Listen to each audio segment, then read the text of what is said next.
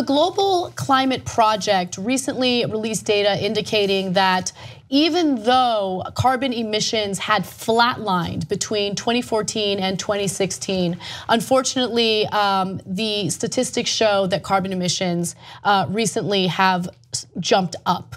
So to give you the details on that, new projections suggest that emissions in 2016 are likely to increase, thwarting the drive toward keeping the global temperatures from continuing to rise.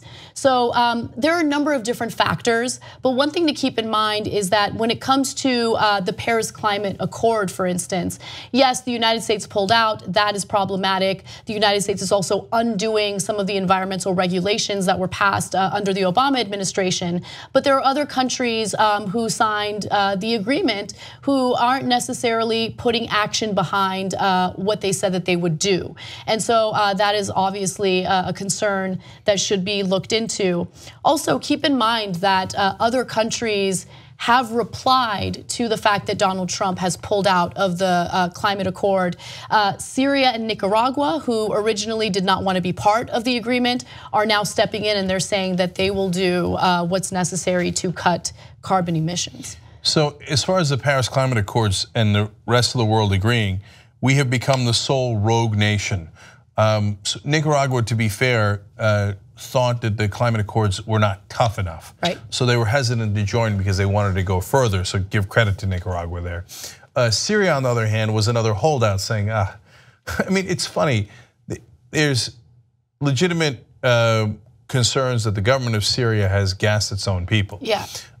But by the end, they're like, no, climate change is really bad. I know, it's insane. We have to sign because we're actually poisoning the whole planet and we're all going to die, not just our enemies, right? Right. And so now even the butcher in Syria has signed on.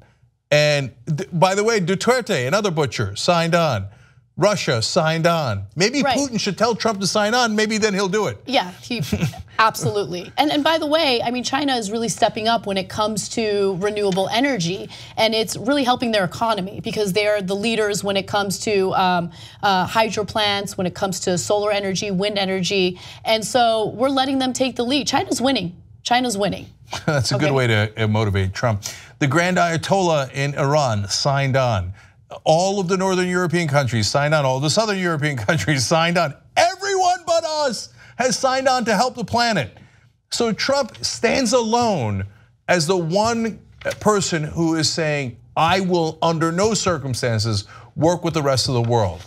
He's bought, he's corrupt, he has the oil donors, and he's gonna serve them no matter how much damage it causes the entire planet. And by the way, I don't wanna just say that, so we should begin to help, but we should also note that as good a work as China has done on some of the renewable energies, they are still emitting way too much carbon, and so is India.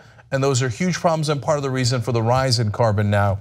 And unfortunately, the US and Europe, our level of carbon is not falling nearly as much as we had promised. So we all have to do better to make sure that we can actually save the planet and all of us human beings. Seems like a fair request. And everyone in the world but Trump agrees. If you like this video, you probably like independent media. The best way to support independent media, become a member of the Young Turks. tytnetwork.com/join.